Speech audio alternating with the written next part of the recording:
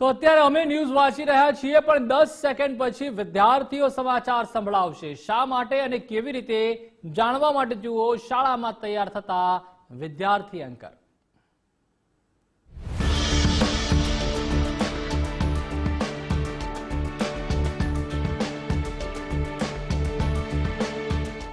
વિદ્યાર્થીઓની બીક ભાગે ફટાફટ, જ્યારે બોલે સટાસટ।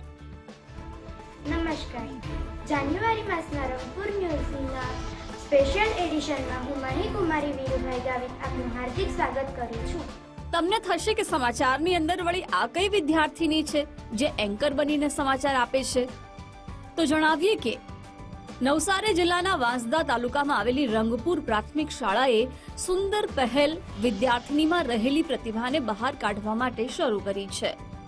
વક્તવ્ય સ્પર્ધા હોય કે પ્રાર્થના, વિદ્યાર્થીનીઓ બોલતા પહેલા ડરતી હતી, જો કે તેમનો આ જ ડર દૂર કરવા માટે શાળાના આચાર્યએ સુંદર પ્રયાસ કર્યો છે।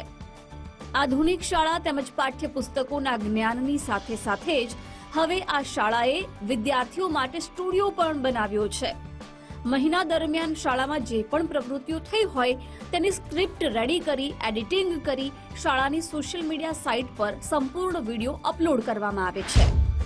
આ ન્યૂઝમાં તો સૌ પ્રથમ મહિના દરમિયાન કોઈ ઇવેન્ટ્સ હોય, કોઈ મુલાકાતે આવ્યા હોય એની નોંધ કરીએ છીએ અને એને પછી રજૂ કરીએ છીએ।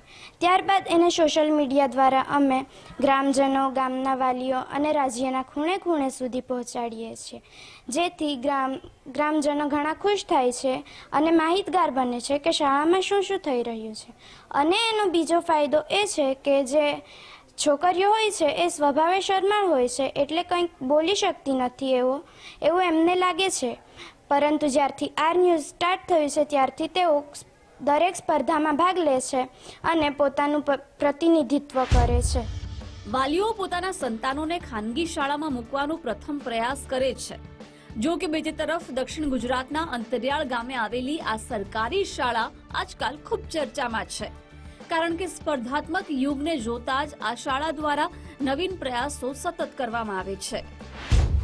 2016માં અહીંયા અમારે ત્યાં તકલીફ એ હતી કે દીકરીઓ જ્યારે પ્રાર્થના સભામાં કંઈ એ લોકોને બોલવાનું આપ્યું હોય તો થોડું શરમ સંકોચ અનુભવતી હતી અને સ્કૂલમાં પણ બોલવામાં એ શરમાતી હતી।